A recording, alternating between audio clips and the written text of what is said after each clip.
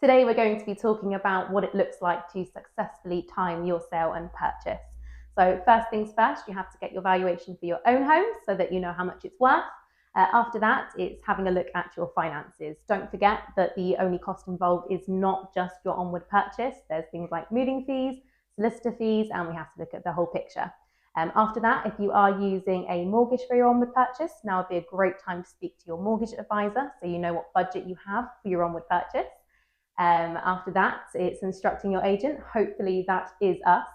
But at that point, it's a really good idea to look at some solicitors. Some good local recommended ones are fantastic so that you're ready for when you have your buyer and your onward purchase.